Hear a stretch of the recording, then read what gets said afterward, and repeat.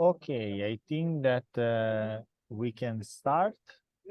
So, welcome to this second session of Water Perspective that is dedicated to innovation for water access. I'm here with the co-chair of this initiative, Huda Elmira Cidade. Hi, Huda. Hi, Domenico, and hi, David, and hi, Mr. Rubini, Andrea. Welcome to to our panel.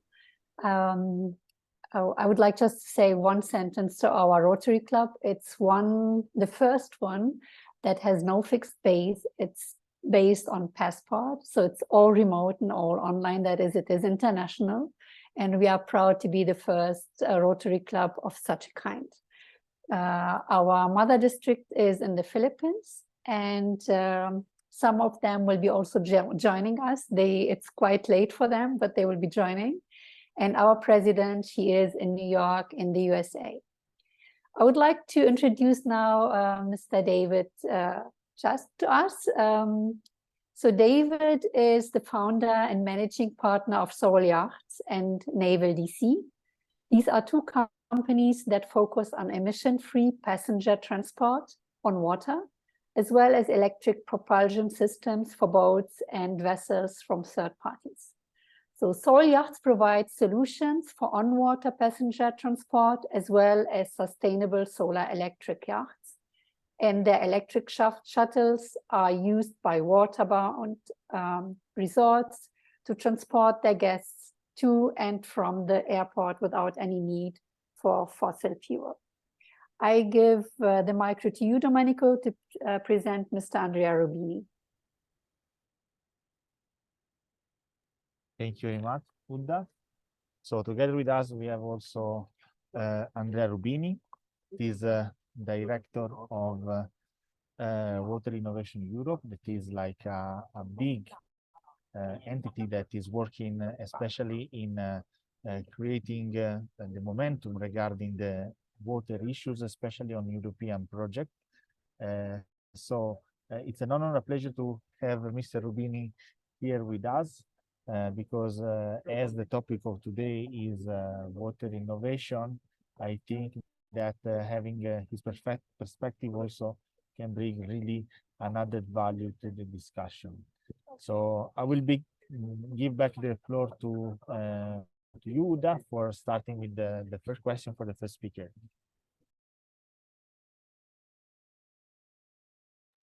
Okay, so David, my first question to you, please, is where are the challenges and the next open issues also in connection with climate change? Where are we? How do you see it? Very good question. From my field of business life, we focus a lot on water transportation. And what we see, I mean, it's sort of showing both sides of the climate change and the climate impact. I mean, we do a lot of business with waterbound resorts all over the world, and most likely in remote destinations like holiday destinations. Think Maldives, think Tahiti, for example. And of course, these are places where the people come to enjoy their holidays and enjoy the pristine waters and the lagoon. And you see the direct impact of the climate change there. This is basically the foundation of founding the company. I was in the Pacific in 2014. And we were there with a project that we had just done with electric propulsion systems for avoiding catamarans. And we were invited on a lagoon cruise on the island of Moorea, which is the neighboring island to Tahiti. And you could just see the straits of dead coral in the water, because that's the fixed route where all the excursion boats go. And I thought to myself, how stupid. We literally just came across the ocean from New Zealand to Tahiti without using a drop of fuel, and now we're here and inside the lagoon where it really matters. That's where we are polluting everything. So that's kind of the whole idea behind the company, to solve this specific problem. So to answer your question, we basically see both the cause and the impact from it. And I hope that with the solutions that we can provide, I mean, I'm happy to dive deeper into the tons of CO2 that we can save, for example, for the resorts. And I'm happy to show you a quick presentation about that if you're up for it. Yeah, that's where we definitely can make a big difference by shifting from conventional combustion fuel powered passenger transport to electric, and basically move the direct emissions off the water. And of course, with more and more solar farms coming into existence, the resorts where the boats are operating, they mainly all have solar farms already up and running. This is great because that means they completely offset the energy balance or the energy requirements that they have in a CO2 neutral way. So this is fantastic. Can you please share the screen with us? You wanted to show us something, you said? I can, yeah. Okay, please. Of course. I will share my screen with you. You should see a nice sailing boat at the moment, but this is about to change. All right, so can you see the screen? Okay, perfect. So I'll basically give you a quick run through of what we stand for, how we work, and some of the key projects that we've done and how they impact the energy balance and also the emission balance of our customers. So as Huda was perfectly explaining in the beginning, I'm the founder and managing partner of basically two companies. Naval EC is the technology company that focuses on the propulsion systems, and Soul Yachts is our brand under which we do the commercial vessels, but also the private sector is the latest edition, and I'll touch briefly on that as well. So with these companies in-house, we basically are able to do fully sustainable passenger vessels for commercial applications. What you see here is the entire fleet of a resort in French Polynesia in Bora Bora. And we basically built these with all the technology behind it. So this is one of these three boats that you just saw, but this is the core of it. This is the electric propulsion system. And it might seem intimidating, but yeah, actually it's quite simple. And that's the neat thing about electric propulsion. It literally is a very clean technology to work with. And you basically see the battery banks, the motors on the floor, and then the rest of the electronics. So this is the entire boat without the shell around it.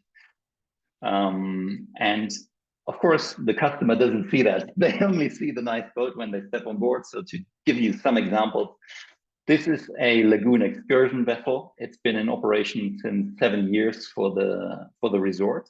We delivered it in 2016. And they use it for daily excursions, private charters. And this was the first electric boat in the Southern Hemisphere. And they love it because the guests love it. It doesn't cost them any fuel. So the operational cost of this boat, a full battery charge, basically costs them $5. And the boat can run all day with that. So the efficiencies are enormously high, and the luxurious standard of the vessel is even higher than anything they ever had, because there's no fuel, there's no noise, there's no smell, let alone the emissions. Talking about emissions, this particular boat saves roughly 200 tons of CO2 on a yearly basis. And of course, fuel cost-wise or operational cost-wise, this boat saves roughly $250,000 of fuel cost per year, just because it doesn't need any. There's no generator on board. It's purely electric. And yeah, very nice, luxurious layout for the guests. We had to start at a 5-star resort because they had the money back then to start something new, because this was unheard of in the industry. What are the effects? They loved it so. Sorry, David. What are the effects on the resort because they are using it? when we are talking Oh, about the very good Laguna, question. because we need to know about that, about the environment Yeah. also. Yeah, How far is that's it good that they are using it? very good question, Huda. Thank you. They actually got a very positive feedback from the guests, and they even got guests that would normally only visit the other resorts like Four Seasons or St. Regis, the really high-end resorts. But they got particular clientele that was interested because of the electric boats. So it's like a paradigm shift for them, and they absolutely love it. So moving on, so they basically were overwhelmed by they really liked the fact that the operational expenses are so low with electric boats, and thus they basically came with the challenge to us, saying, okay, so the biggest impact cost-wise, emission-wise, fuel cost-wise is the daily transfer of the passengers from the airport to the resort, which is all waterbound. The airport is on a remote island, just like in the Maldives, and then the guests are being shuttled to their resort several times a day because there's several flights arriving. So you have literally the challenge of how to get the people from A to B over the waterways with as little emissions impact as possible. So we devised the Soul Shuttle. These are dedicated passenger vessels built under Bureau Veritas class rule, because it is above 12 passengers. And these are for the 15-minute trip from the airport to the resort.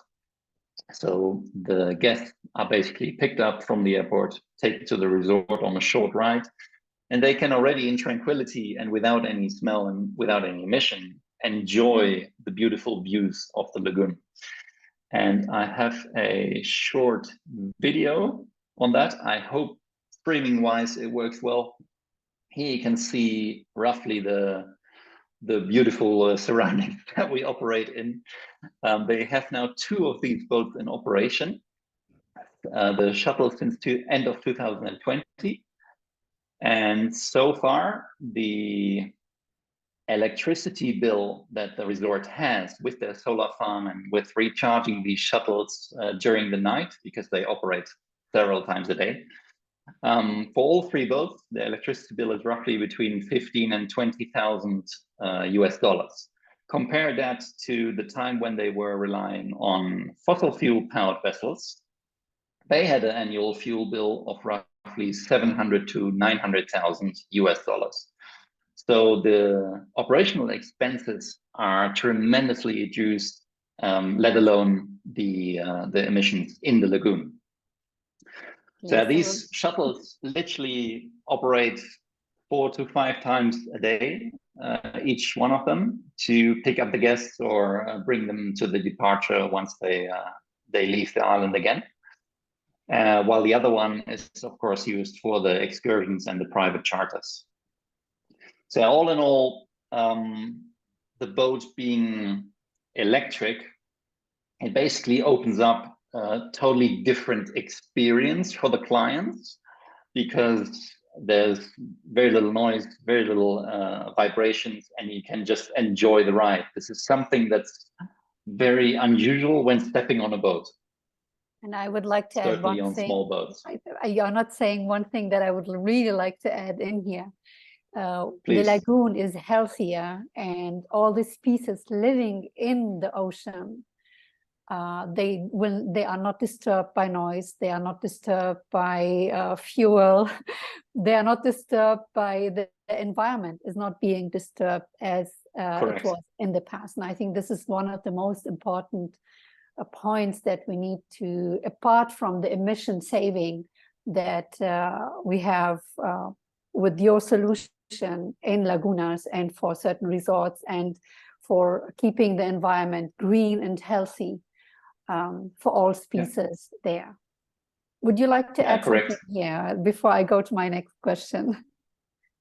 I just wanted to finish off this this presentation, basically, just to give you a small showcase of what we're doing on the private side. This is a solar electric yacht that we have developed And this is basically a fully live on board solar electric cruise catamaran where you only rely very little on the generator and the fuel tank that you have, because you can of course operate the entire boat from solar array that is on top. But if you want to go very far, then of course you need to have a range extender, which for now is a diesel genset, but in the future it will also be possible to do this with fuel cells and fuel cell technology. And yeah, that will of course further reduce the impact. Compared to a conventional yacht, this boat basically has just 20% of the emission footprint of a comparable conventional powered yacht. And yeah, it's now for us to build the first one and get it out there. So that is what I wanted to share with you, and happy to move to the next question. Okay. My next question is, so where are we heading? Where's the future? What is needed to be done also from a point of view of Rotary for a better water management and safety? Sorry, can you repeat? Yes. So where are we heading? What is needed to be done also from a point of view of Rotary for a better water management and safety? Well, it's all about getting the word out there. Many people don't yet know that there are viable alternatives for something as difficult as electric waterbound transportation. Because if you think about it, electric cars have become not the standard, but they are about to become the standard. And it's the public has been well educated about this by all the car brands, and mainly, of course, Tesla, who was the front runner, and now everybody's joining the bandwagon on the water, where resistances are much higher than in the automotive propulsion world. It's very challenging, and that is the reason why, if you ask me, okay, so what can be done? Well, the best thing that can be done is to spread the word and get more people aware of this. Just like the resort saw in French Polynesia, that they got specific guests just because they have electric boats. This should be something that excels or sets apart certain resorts that follow this plan, or municipalities that invest into electric boats, that they get recognized for this. And yeah, thus the most important part is to get the word out there. And I hope that Rotary can do this with its huge global network. I understood also from you that you are planning to build, not because you've built already for Asia, now you would like to have something here in Europe, right? So would you like to comment on this? Yeah, correct. I mean, the commercial boats that we built pre-COVID, they were all for commercial clients, whether it's resorts or other. And the private yachts, of course, they are for private persons or even as a charter opportunity as a business. And those will indeed be constructed in Europe. And yeah, we would love to get the first launching customer on board to join us. We're also at the moment looking at a funding round for the company to get the yacht series off the ground, because yeah, it's always a chicken and an egg story. You need to have a boat in the water in order to sell it, and the feedback we got so far from the market was very positive, and they would love to jump on it, literally, or get on board, as we say. And the sizes that you are working on or that you have in plan right now? Well, we're currently, as you saw in the presentation, this is a 62 foot, and the other size that we're focusing on is an 82 foot. So roughly 18.8 meters, and the other one would be 24 meters. Those are the two sizes that we focus on for the private market or leisure market. Okay, I hear you. All right, thank you so much. We will see later what kind of questions will come. I give the Perfect. floor to Domenico. Thank you so much, David. Thank you. Thank you. Thank you very much, David, also from my side, and congratulations for your activity is amazing. I will surely get to you some question after because it's very, very interesting. Now, let's move to Dr. Andrea Rubini, that I have to correct myself. He's the Director of Operation for Water Knowledge Europe. I said Water Innovation Europe was not correct. Sorry, Andrea, apologize. Andrea, let's come to you. You have a 40-year experience in international like project related to public and private sector related to water. So at first, I want to ask to you a little bit your vision, also your opinion, also from the side of the Water Knowledge Europe about new issues regarding water innovation, especially, we'll ask to you a little bit of focus regarding climate change. It is like a threat that every one of us now is facing and is very, very related to water. So, Andrea, I give you the floor for your intervention. Thank you very much. My pleasure, Domenica. Well, I mean, I'm the Director of Operation of Water Europe, which is, I mean, the European Water Technology Platform for Water. And, well, I mean, let me introduce shortly Water Europe, because this organization comes, I mean, from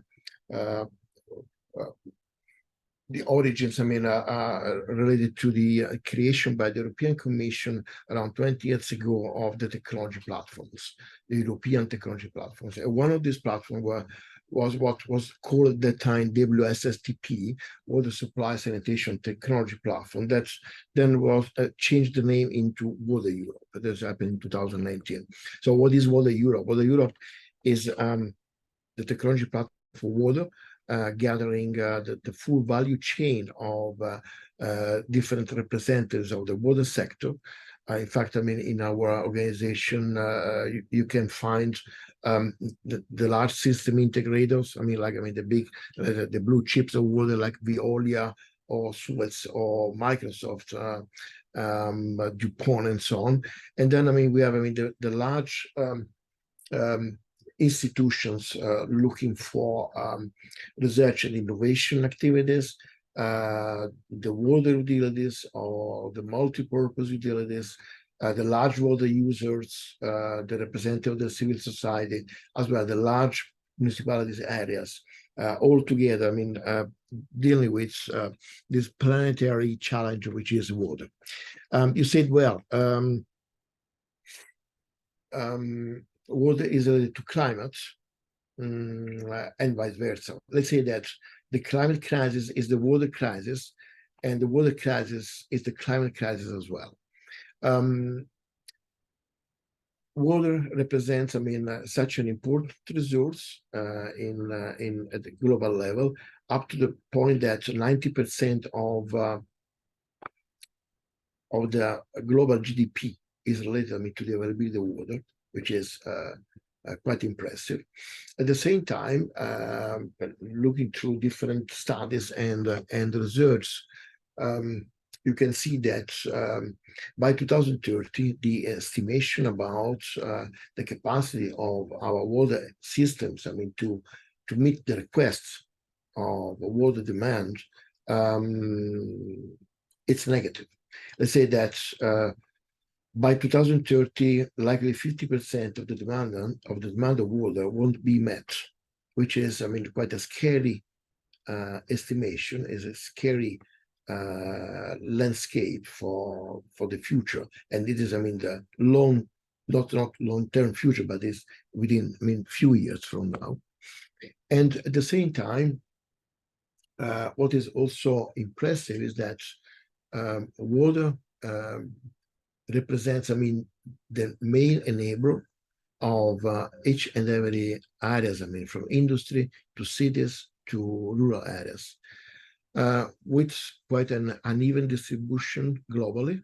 But more or less, we can say that out of 100 liters that are used for the activities and everyday activities, around 65%, I mean, of water is used by agriculture, and what is left, 35%, is more or less divided between cities and industries.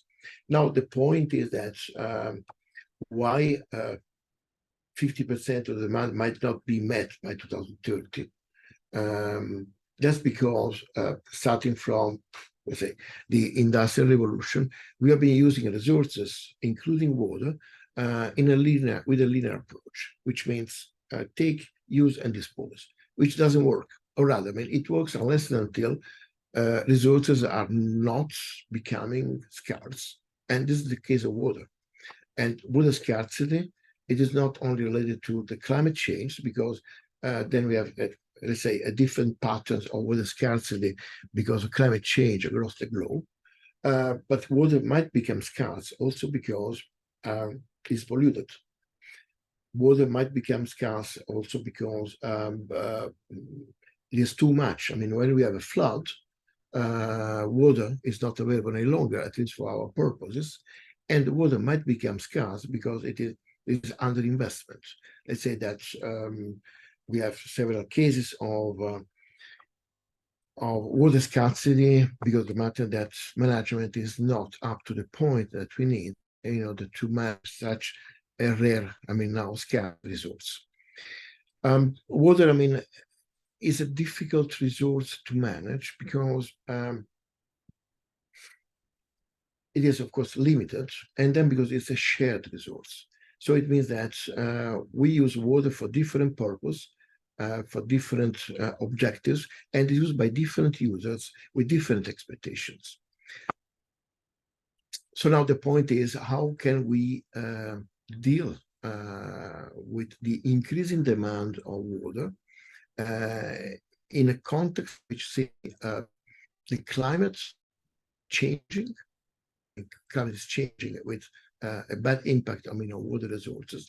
And at the same time, we have also to deal with an increased demand because of demographic pressure. I remember that in 1999, I was in Brussels for the celebration of a report issued by the UNFPA, the United Nations Population Fund. And it was December 1999, and the title of the report was 6 billion.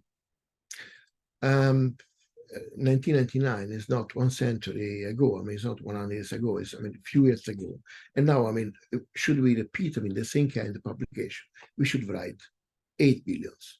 So it means that in a couple of decades, I mean, less than that, we had 2 billion people more on this planet, which, of course, I mean, increase the pressure on resources.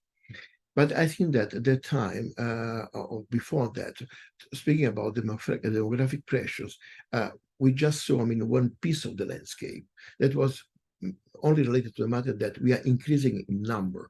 So we are more people on the planet, having, I mean, more demand on resources. But what is also changing is the quality of the demand. Because if we have, I mean, 2 billion people more, it means that also, I mean, the pressure on the quality of the demand is increasing. So it means that there are more middle classes asking for more services, more clean water, more air conditioning, more transportation, better lifestyle conditions, and so on. And of course, I mean, we should take into account that demographic pressure touches, I mean, water demand from the quantity and from the quality point of view. Thus, I mean, increasing the pressure and increasing the difficulties in providing, I mean, enough water for all, in quantity, in quality, at the right time, and an affordable price. Thank you very much, Andrea, for this wide overview on the problem related to water innovation, water access, and also the relationship to climate change. But I know that you also has been a Rotarian, and the other question that I want to make to you, what we as a Rotarian, because of course this event is organized by Rotarians, what we can do to like go into the direction that you exposed before. Well, I mean, it's a very good question. I think that Rotary Club can do a lot.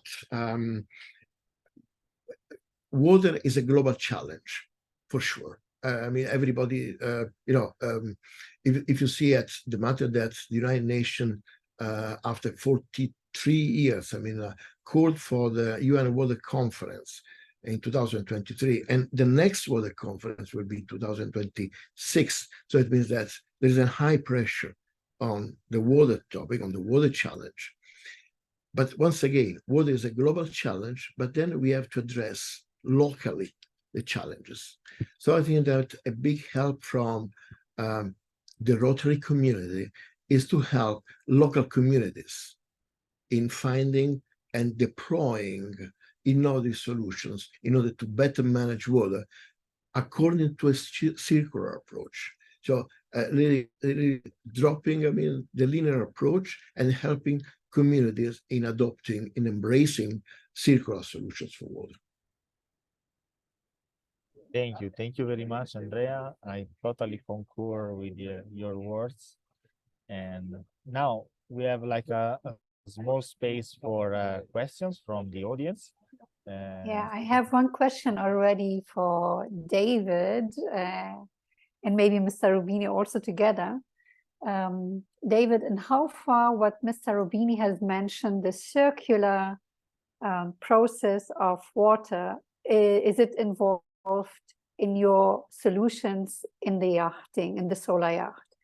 That means how do you use the water? How is water used, and what facilities or do you have when using water, and how is it processed on your yacht to save the environment? Thanks, Oda. Very good question. I think we have to divide this in two different types. One, when building the boat, you have water usage, of course, and then when using the boat. When using the boat, there are, of course, systems on board, water treatment systems for the gray water, as we call it, and the black water, in order to clean them up before they are being expelled again into the environment. And of course, all the cooling water systems where you have, or ballast water systems, like those are quite common in the big shipping lines. This is something that we don't have to deal with, and which on a global scale causes a lot of problems, because if you think about it, as a container ship travels from A to B across the world, and it basically loads its ballast tanks at point A and depletes them at point B, you basically mix match totally different marine environments. So this is something we don't do at all, because the private yachts that we do, and of course the commercial vessels that we do not use these type of systems. And for the rest, yeah, I mean, we also have water makers on board for the yachts, so they desalinate the normal seawater and make potable water out of it. So it's like a circular system as well. The big pool, of course, being the surrounding sea, and we give and take all the water that we need, whether it's for cooling, whether it's for making potable water, whether it's for other processes on board. We basically take it from the surrounding water and treat it in a way that it's all cleaned up before we expel it again into the environment. That's certainly true for the black water and for the gray water. And the cooling water is a closed system anyway, so we don't have any interaction with the seawater there. It's just a heat transfer, and that's it. It's different than what you have with combustion engines. So, Dr. Rubini, when you hear that, because you mentioned the circular system, so do you have other solutions that you are looking into? Also, because he mentioned now one solution for the yacht industry. What other solutions are there, and what other solutions are you looking into? Do you mean solution from the point of view of technology, or the point of view of systemic approach? Because, you know, for instance, we advocate to achieve a water smart society, because a water smart society is a society where water pollution is avoided, where water scarcity is avoided, where everybody has the right, I mean, to have the access to water. Because I mean, I said before, water is a right, and accessibility must be granted to everybody. But at the same time, I mean, we are responsible for providing this service, and water must be provided. There are 4 conditions, I mean, for providing water in the proper way: the right quantity, the right quality, the right time, because if water is provided when it's not necessary, then is useless, and then, I mean, an affordable price. In order to do that, we really need, I mean, to work together at local level in order to achieve, I mean, even a local water smart society. And in order to do that, what we propose in terms of innovating approach for water management at territorial level is to establish what we call water-oriented living labs, which are real-life environment where innovative solutions can be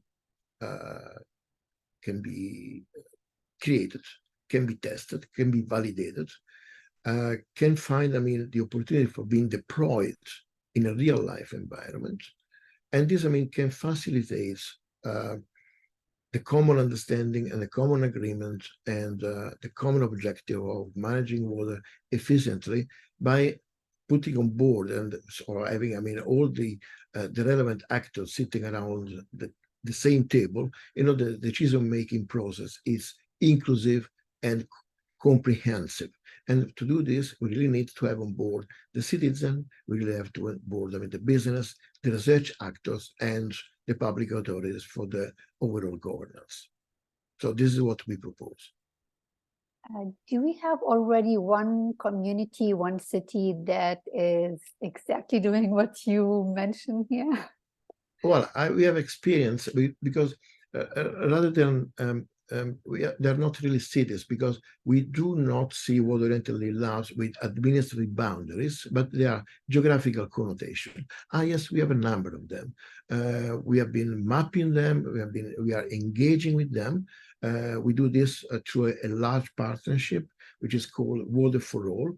The partnership started in June 2022. It will be a 10 years partnership, partially funded by the European Union and for the most part supported by governments and states.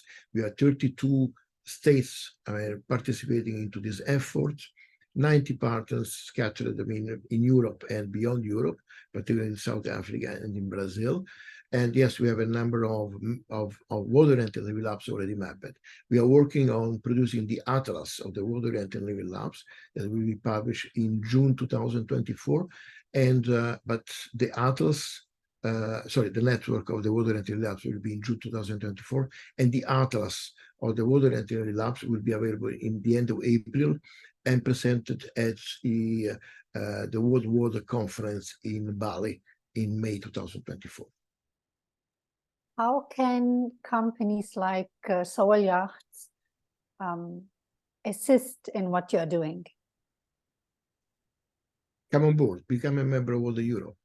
Because, I mean, apart from expanding the interest, I mean, expanding the network, I mean, sharing the knowledge, creating relationships, because I say that in Water Europe, you can also have fun, which is important.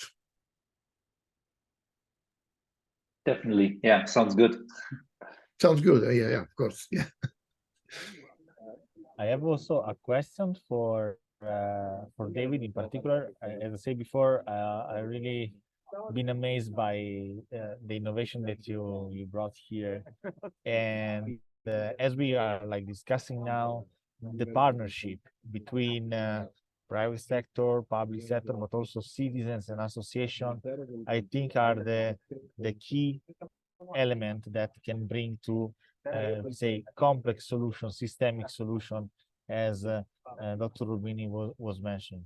I don't know if you have experienced maybe some events or some initiative where you joined also local association of citizens, to engage them in your innovation and so on and so forth? Or how do you think that this could be possible in the future? I think it's very important what you were saying. So far, there are, according to my knowledge, not a lot of associations around that basically push exactly this. What we found when talking to many municipalities, because there are a lot of cities that are water bound, and water transportation is a big part of their transportation mix, not just land-based but also water-based. Whether you think of the classic Venice, or whether you think of the cities scattered around the coast of Portugal, doesn't really matter. They all have the same challenge, that it's all water-based. And when talking to them so far, what we found, because we've been pioneering so much in this space, is that there's very little legislation around for what we do, and there is very little initiative around for what we do. But this is typical for when you are pioneering in something. I mean, you literally have to break open the market. And I mean, our governments are famous for one thing: they're not the fastest to catch up with new technology. So that is the case here as well. So yeah, it's a very good point that you raised, and this is a big part of the work, to be honest, to get the legislation and the awareness of this technology to the next level, where it can be much more freely implemented. That would be definitely the next challenge. Yeah, another question which interests me very much, David, is your experience with Bora Bora and the coral reefs and the resorts there. How much time did it take to recover the lagoons when using your technology? I don't know whether you have any data there, but this would really interest me. This is very interesting, but unfortunately, I have to say I'm not a marine biologist. I mean, all I can tell you is the die-hard figures of how much CO2 we are preventing from being emitted. But what the implications are of that, I'm not really qualified to tell you that. I mean, we all know that ocean acidification through too much CO2 being absorbed by the oceans leads to one thing, and that's basically the corals dissolving. So if we dump less CO2 in the ocean, that means we have less ocean acidification. But I'm sure there are in this world a lot more people much better qualified than I am to comment on this. All I can say is, I mean, for the fleet that the resort in Bora Bora has, roughly they are saving between 1,000 and 1,200 tons of CO2 emissions on an annual basis, now that their fleet is fully electric. So that's something that I can give you, but unfortunately, I'm not too qualified in the marine biology part of this question. Dr. Rubini, do you have any data within your organization on this topic? About CO2? Well, I mean, it is not that easy, I mean, to connect water challenge with CO2. I mean, there are studies, I mean, about increased efficiency of water management and the impact of production on CO2. And that's for sure, I mean, that's the point. I don't think that there are, I mean, reliable calculations that can bring forward. But at the same time, there is something else that is important to highlight. There's something that I often, is kind of joke that I do with sometimes with students, I mean, at the masters, and I ask them, I mean, whether or not they know that every 2-3 days, in an average, there is somebody who pumps to the level of the floor around, I mean, same weight of the car that they're using every day. And this means, it means that every 2-3 days, somebody pumps, around 1.2 tons of wood, up to the apartment where they live, which means that somebody else also collected wood and brings to a water treatment plant. So, and this means that we are moving millions of tons of water every day, which has, a cost in terms of energy. This energy, it is produced, basically using fossil resources so far. As more fraction is because of renewable energies, but it's not only a matter of that we are moving water and we need energy to move it. The matter that the oil system is not efficient enough, and we are using too much energy in order to transport water.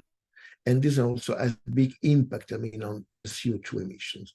As I said, there are several calculations that to see, what is, the footprint of this, concerning the CO2.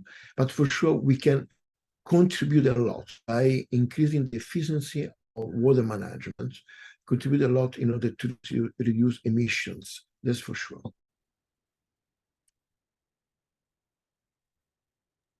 Thank you, Dr. Rubini. Thank you so much. Yeah. So I don't know if there are further questions from the audience. So far not.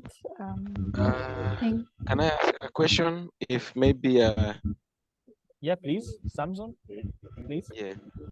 Thank you so much, Domenico, and also Huda, for this great discussion.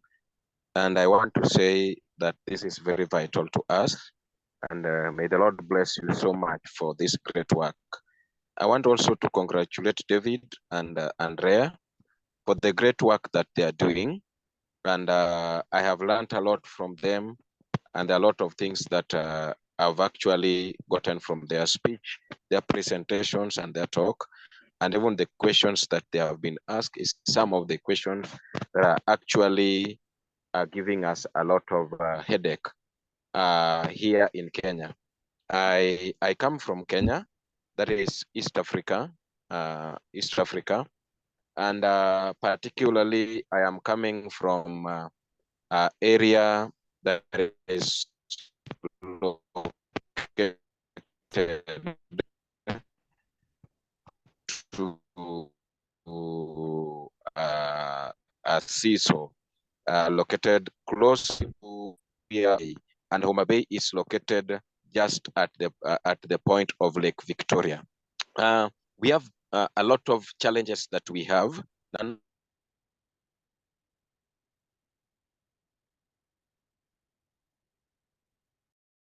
I think that we cannot hear you properly, Samson.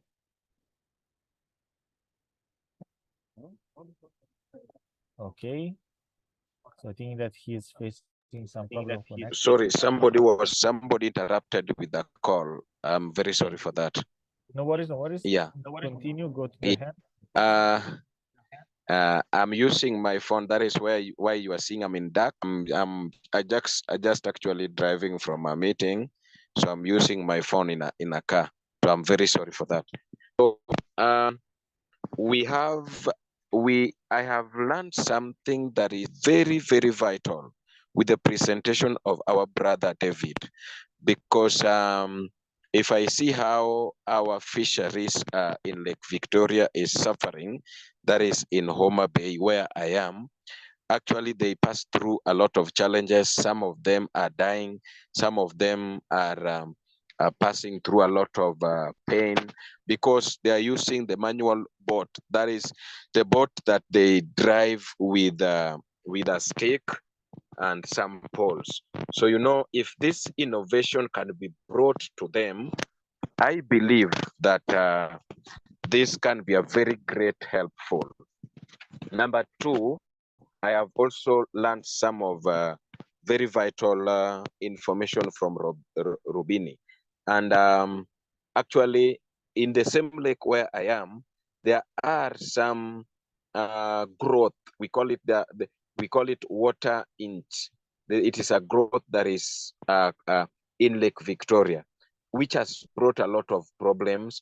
And it was 2 weeks ago that we were actually, as an organization, I'm a director of a NGO that has been registered. So we took some samples to the lab, and we were actually challenged by the lab technicians that what innovation that can come up so that the seedlings be removed from the ocean, the water be conserved, it is pure for both animal living in the water and for the fishermen, because you'll find that it also bring a lot of challenges to fishermen, and also even the growth and the multiplication of fish and daga. So this would be my question. To what extent can you extend your programs and your project to such like vulnerable communities living in the border of the lakes and the oceans? Because I feel that this can greatly help vulnerable African that are living across and bordering the oceans, and mostly to those who are using water as an income. Number two, economic income, and also those who are using water as a means of transport. That would be my question. Okay, thank you very much, Samson. If or Andrea or David want to respond.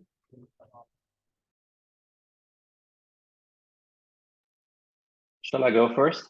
I can of course only comment on how viable it is to bring electric boats or electric propulsion to other places such as Africa. Technologically wise, there's no limitation to where this can be used on a worldwide scale. It's all about the economic scale up that is required to do such a project. At the moment, because it's pioneering technology, it's on the more expensive side. I mean, the operational cost is minimal compared to traditionally powered vessels. But of course, on the upfront cost, the buying the vessel, buying the technology, this is where you have a higher price tag, a much higher price tag than with conventional powered systems. I mean, a normal two-stroke outboard that is probably used by a lot of the fishermen in Africa, it costs between $2,000 and $3,000. And then, of course, you have the fuel cost in the life of the engine that you have to put in it in order to use it. With electric propulsion systems, the price tags are much higher, but of course the cost of ownership using the product is much less, because you don't need the fuel. So you're moving slightly into a world economic topic then, because fuel is a heavily subsidized thing in many countries. And it's basically too cheap for what the cost for the environment and for the world is to produce it.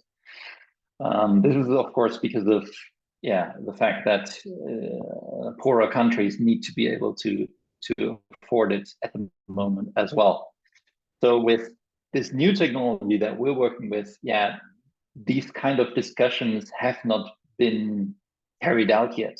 There is no subsidy yet, as far as we are aware, to bring the cost down and to basically get the numbers up, because numbers up is the number one thing that needs to happen if you want to scale something. I'm sure Andrea can comment on this even further. I have one comment on that, because what I understand from Samson, that he works on some program with the United Nations. Is that correct, Samson?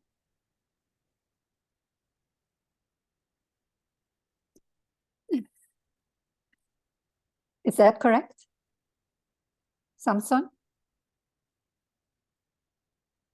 We cannot hear you. We cannot hear you. Because if that is the case, maybe there is an opportunity to work together with the UN for your specific area on a solution with Sawal Yacht, for example. That would be a solution, in my opinion. The floor is for you, Dr. Rubini. I don't know if you can hear me. Maybe that I couldn't hear Yes, we in the do. last 2-3 minutes. I mean, the voice was going away and coming back. Can you repeat? I mean, the last question, please. Yeah, actually, it wasn't the question. It was a comment from my side. Since, if I understood correctly, Samson is working on a program with the United Nations. If that is the case, the solution to work together with a company like Sawal Yacht on a solution that Sawal Yacht, for example, has, would be to sit together and find a solution together with the United Nations for their program in their country. And so he was mentioning, Samson was mentioning many issues with anything that is at the waterfront in their region, that fisheries, as well as those people living at that waterfront line, having issues with water, and where we can actually add value or see a solution from what we have been discussing there. If I well understood, because I mean, still, I mean, the voice was not that clear. The question was about, I mean, how to identify potential solutions within the UN system to support communities.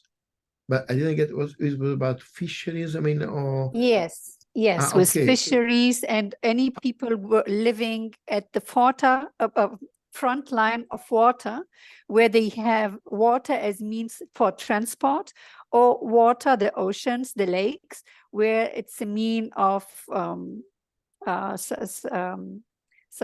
you say it, to sustain themselves, for food, for to live from it.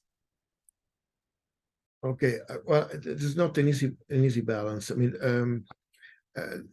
there is a lot of debate and discussion, I mean, around how to connect and having a holistic approach between inland waters and oceans, because and considering that in the middle, on the boundary between inland waters and ocean, we have, I mean, the coastal communities, which are the ones getting, I mean, let's say, the worst and the best of all, because they are really in the middle between the challenges of the fresh water and the challenge of the ocean. Using efficiently water is really a matter of local capacity of planning in the long-term sustainability of the communities. I mean that water is a limited resource, must be considered as a limited resource, cannot be considered as an endless one. And this also includes the matter that in the water management, we need to take care of the different needs of the different stakeholders, and making what is available, I mean, in the right proportions. I give you an example. There are an increasing number of areas in Southern Europe which are entering into a strange situation of competition within the same area. That's because water was considered enough for all the purposes, and then because of the increasing demand and its own scarcity, and that's because also of action that have been done by changing, I mean, the capacity of the water ecosystem to regenerate itself. That caused then, I mean, increasing demand from different sectors. I mean, there are some areas, particularly in Southern Europe, where you have the industry, the agriculture, and the urban areas in competition for water. That because it's not enough, because the choices were not made in a way that a systemic approach was not used. I mean that if we really want, I mean, efficiently manage water at local level, there is the need for having, one common understanding between all the users on the limited availability of water and the best way to use it, and to make it circular as much as possible. So I think that's if a choice must be done in terms of how to use water, this must be a common understanding between all the users. Thank you, Dr. Rubini. Thank you so very much. Yeah. Thank you to all the one that attended and interacted also to this call. Thank you to David for the amazing innovation that he presented. Thank you to my colleague Huda for organizing this great event. And thank you, of course, to our colleagues from Rotary Passport Club for Social Entrepreneurs that supported us in this initiative that we want to continue. And in fact, I take the chance, Huda, to say that at the end of November, we are organizing also as a water forum inside the Climate Social Forum initiative, in which all of you are invited. Also, Mr. Rubini and David, you are kindly invited. We will send you an email for participating to the water forum. But not only, the water perspective talks will continue. So I will leave the floor to Huda for the closing remarks.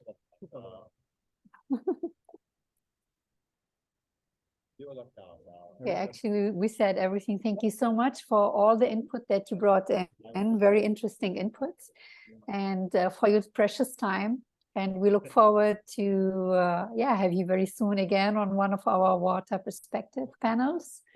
And we will send you the recording of today and stay in contact with you definitely, and also to exchange contact, David and Andrea, that you work also somehow together, because I think that would be a precious and very, very effective way also to exchange all the information that you have, and with us also as Rotarians, what we can do to bring, as David said, to spread the word within Rotary internationally, because there are many communities and we have many Rotary clubs.